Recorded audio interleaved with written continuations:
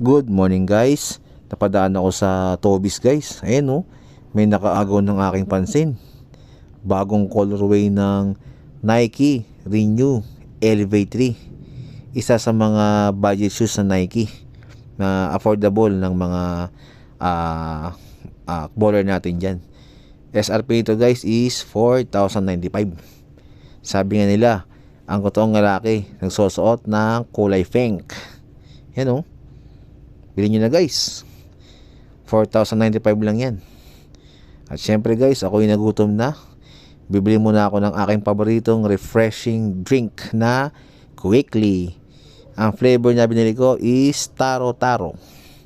At syempre, bibili tayo ng pambara para mas masarap ang kain. Ayan guys oh, Jamaican Patty. Madami silang flavors. Meron silang beef mushroom, chicken.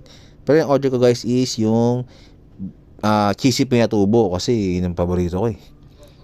Ayan guys, habang nag-intay tayo ng ng order ko, yan.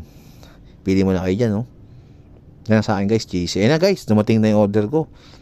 Ayan, Quickly, ube, sarap. Tsaka Jamaican Patty na manghang. Match na match siya guys, Quickly, Jamaican Patty, baka naman. Ayun lang guys, bomba na. Maraming salamat.